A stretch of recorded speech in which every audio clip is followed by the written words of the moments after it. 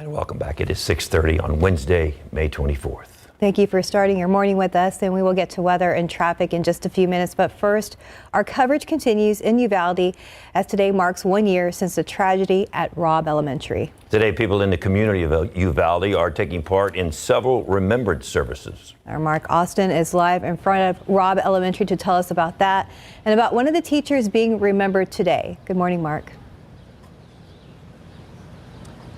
David and Steffi, good morning from Uvalde. There are several planned vigils this evening. The first is a special community vigil at the Uvalde County Fairplex. That is at 5:30 this evening. That's located at 215 Veterans Lane. That leads into the special Lives Robb Candlelight Vigil at 7:30 tonight. That's at Uvalde Memorial Park Amphitheater, located in the northwest end of the park, just east of the Willie De Leon Civic Center. Now, according to Community Impact News, the event will also feature the activation of 21 searchlights in honor of the 21 victims. The lights are being provided by a San Antonio company called North American Searchlight Advertising Searchlights, located near San Antonio International Airport. The company's owner says the lights will operate here in Uvalde from sunset tonight until sunrise tomorrow morning.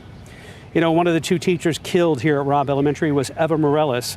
Her husband Ruben and daughter Addie Ruiz have found a way to combine Eva's passion of family and fitness into a unique memorial. They took us inside the Eva Strong Gym home. They built in the backyard of their home, rather, to honor the beloved wife, mother, teacher, and hero.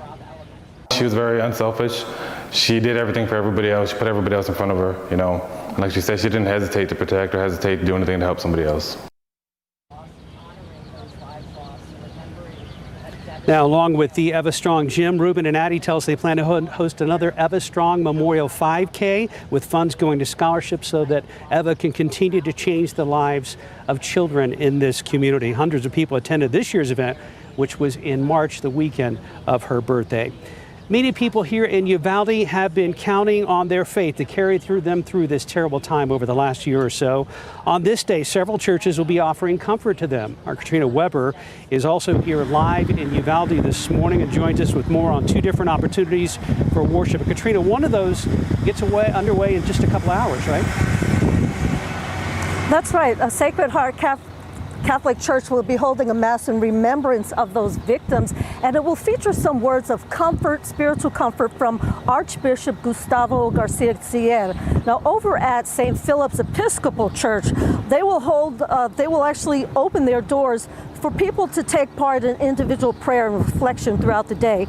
That church opens its doors for anyone who wants to come, as it has done throughout this year. We spoke with the pastor's wife, who told us that she understands the suffering of the community as well as the support the church can offer.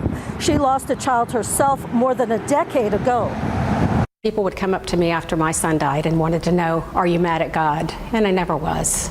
I knew that God was crying right there with me. St. Philip's also will hold a more formal service at 5:30 this afternoon.